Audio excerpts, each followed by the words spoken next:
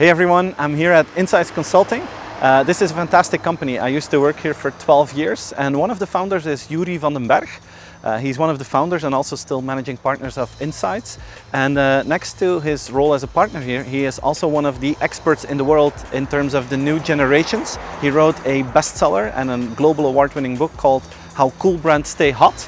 And for me, Joeri is still one of the leading voices to understand the next generation. And as my book is about customers the day after tomorrow, I really want to have a chat with Joeri to find out what that group, people the day after tomorrow, what they feel like, what they think like. So let's go inside and interview my good buddy, Joeri van den Bergh.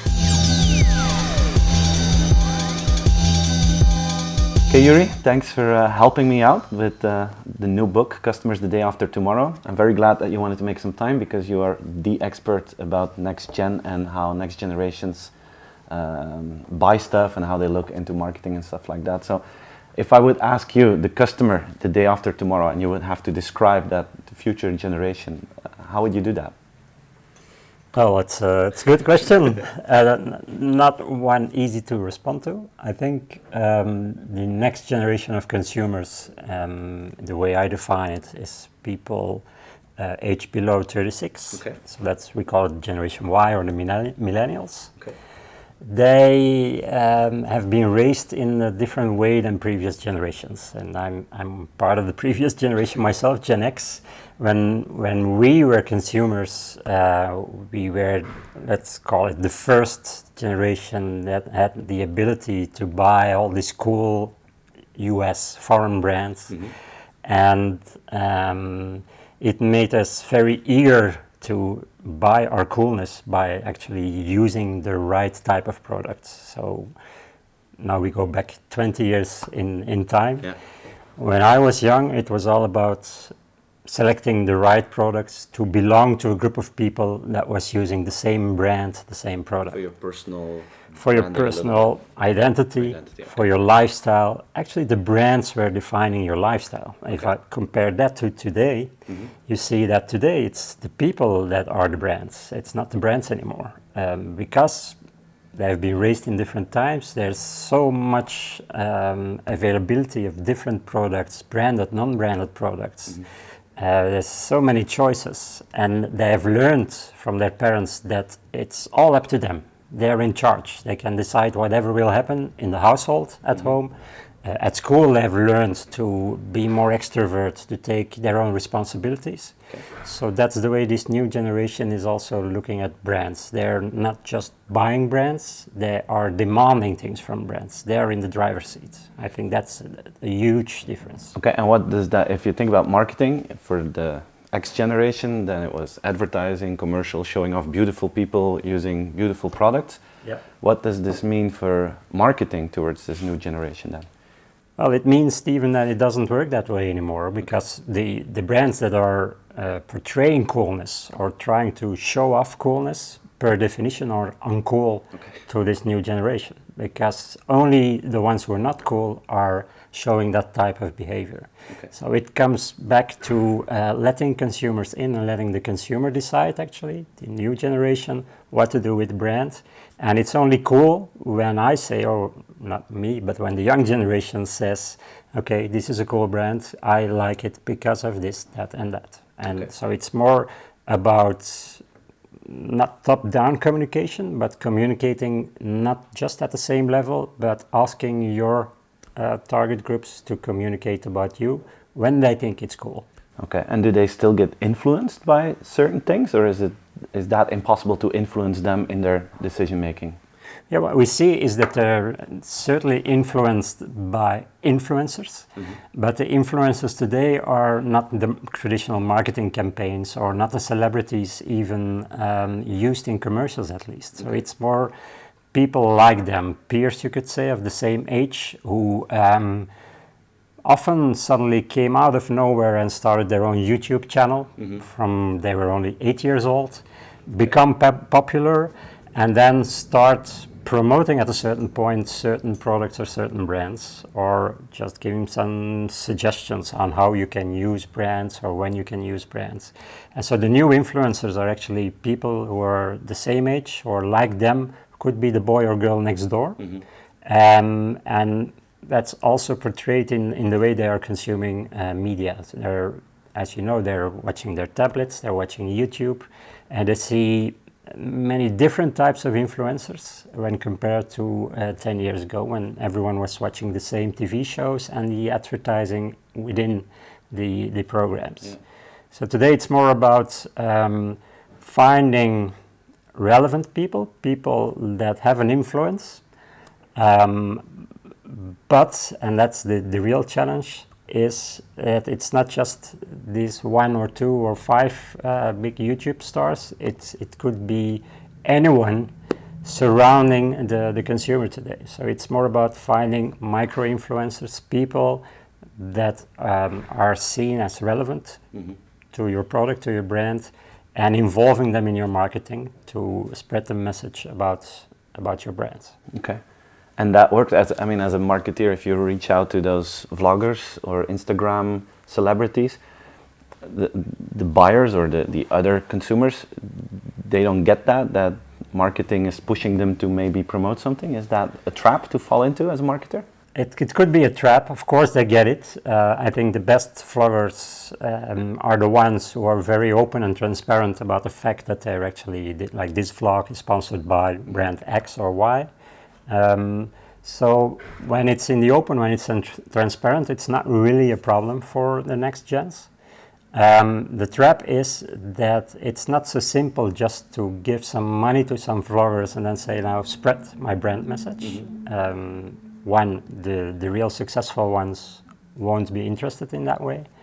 And two, if it's not relevant for your brand, for the DNA of your brand, for the type of products or the lifestyle that you're trying to get, then exactly the marketing critical generation will immediately sense, okay, you're just trying to sell something, and it's the same buying of coolness that we used to do with commercials.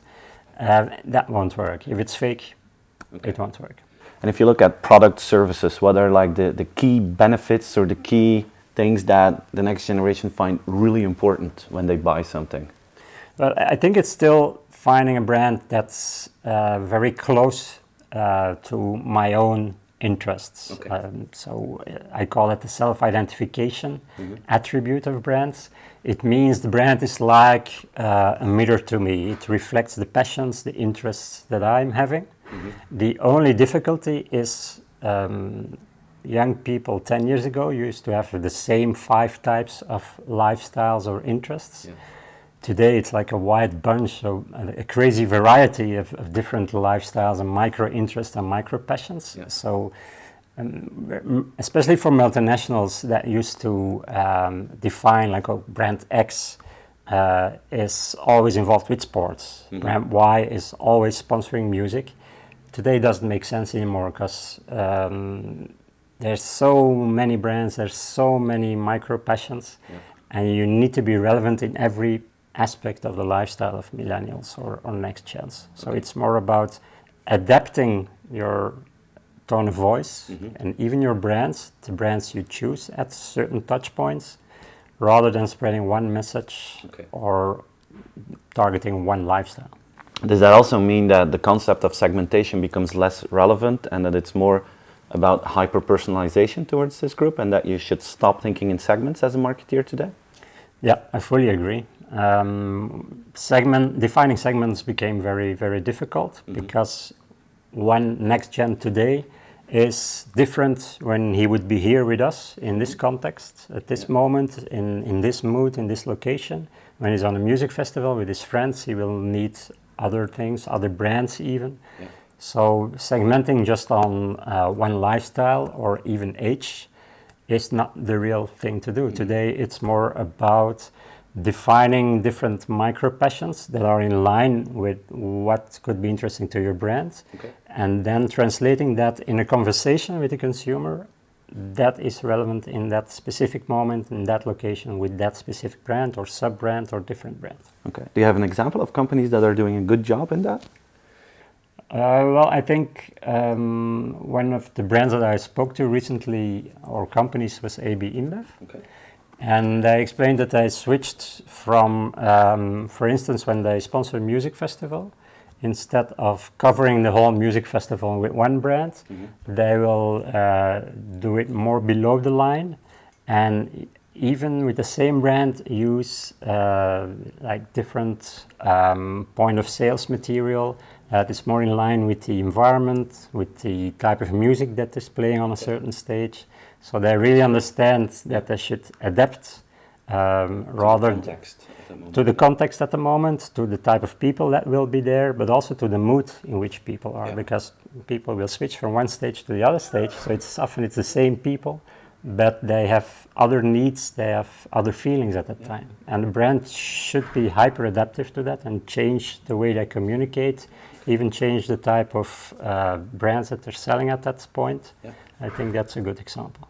Okay, and if you look at another driver for purchasing, how important is convenience for them versus other parameters? I think it's the number one, to be honest. It's all about convenience. I think what we often see is that next gen isn't necessarily looking for brands, but they're always looking for a solution, and it's well, most of the time it's a fast solution to their needs, and whether it's brand X or Y or even unbranded, it doesn't matter. If the quality is good, if it delivers what they need at that point, then it's okay. So it's all about being fast, being there at the right moment, the right time. Okay. We're talking about the next generation, about what they expect, personalization adapted to the context, convenience. Imagine someone is watching this and is thinking, okay, this is not for me because my average customer is like 49 years old. Can you make an extrapolation about the next generation and adapt that to the older generation, or is that a bridge too far? I wouldn't think it's a bridge too far, Stephen. I think today, I call it a flat age society.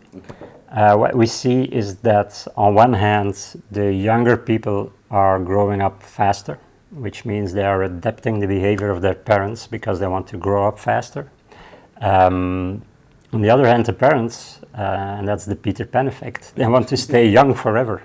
And they are imitating the behavior of their kids because they feel younger when they do. So they go to the same type of festivals, they buy the same brands, they buy the same clothes, they look like their daughters.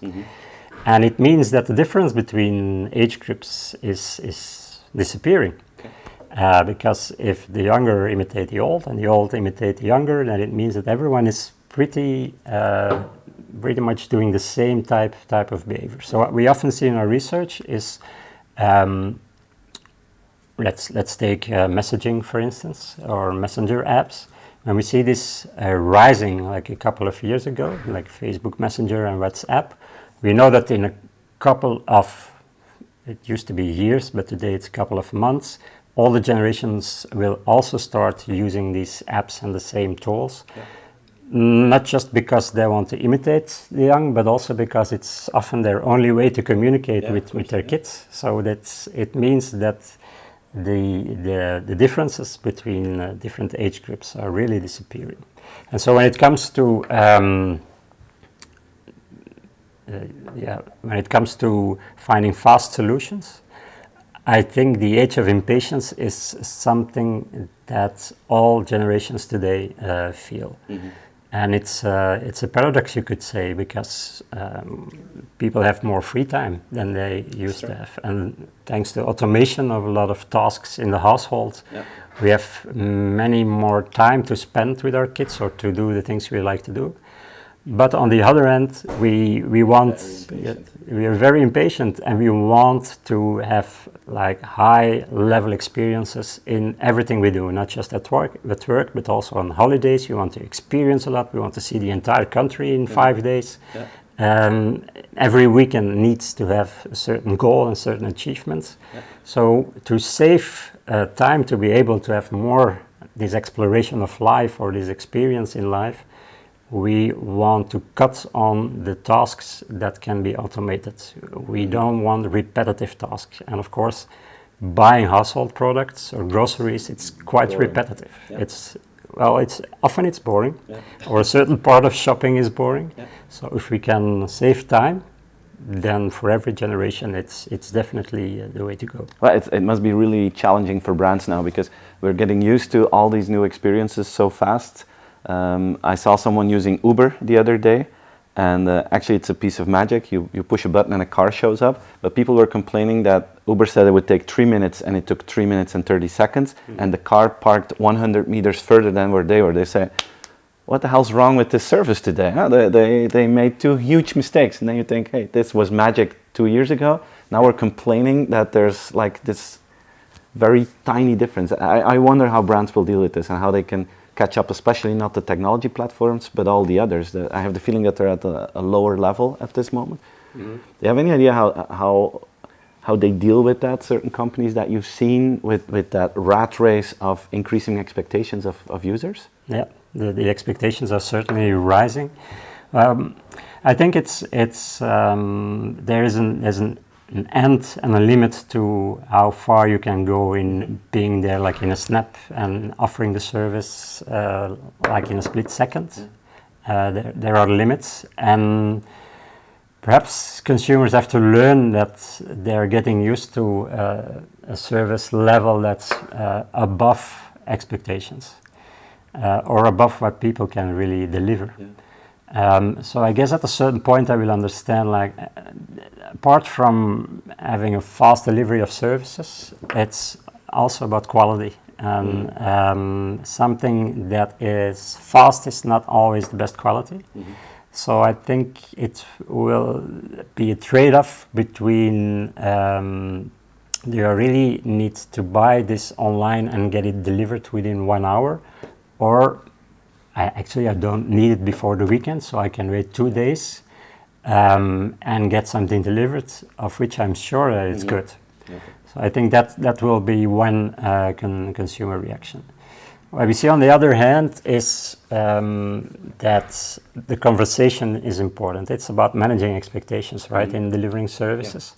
And I think we promised too much to consumers at a certain point, or at least the idea of improving technologies gives us the feeling that we will get the best at any moment. I think these expectations should be managed, and it means a better conversation with consumers, a direct conversation in which we can utter our complaints immediately, we are heard, and the people behind the brand, and that's the human factor then of the brand, will respond to my complaints and will find solutions. So I think that the only thing brands and companies can do to cater to this high demanding consumers is to listen to them and to ask how they can improve their services and their brands to have a better solution for them at any moment. Last question. What is your favorite brand? My favorite brand? Yeah, and why? Your personal, not the theory, but just for you as a person. As a person, I would say Nike. Okay. Because, well, it's a combination of personal and professional interests. I do watch different brands to understand how do they respond to these changing generations. And to me, Nike is always at least 6 months to 1 year before other brands when it comes to understanding how needs are changing. And they show it in their campaigns, they show it in brand activations, they show it in products. So I will give you some examples. Nike was the first to launch these hyper-adaptive shoes, the self-lacing shoe that in the first 1.0 version it's self-lacing. That's really the Back to the Future movie, right? Yeah, exactly. And that's great. But the idea behind it is that the technology in the shoe is increasing, and it will allow Nike in the end to adapt to the changing environment of the user of the shoe. So when you're walking, you will have other laced shoes than when you're running. When you're running not on the street, but in a different surrounding, it will change to whatever your foot needs at that time. So it's a hyper-adaptive product. And to me, it's fantastic because it's not just innovation in the traditional way, but also in the hyper adaptation. Also in the tone of voice, they understand like the perfections become more important. And as the market leader in an industry, it's not so normal that they are capable of changing their tone of voice from the just do it to, you know, you can do sports in your way. As long as you do sports, it's okay. Yeah. And you can be an imperfect sporter, just do it the way you like to do it. Yeah. You don't need to be an athlete. And that's the company that has been saying everyone should become an athlete, should perform better. Today the company is saying, oh, don't overperform. Yeah. Enjoy, have fun.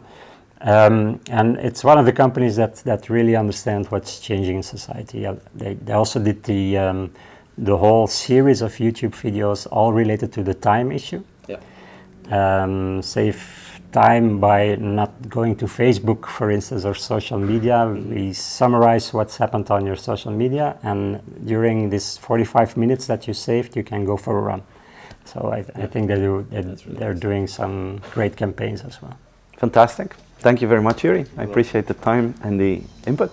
You're welcome. Thanks.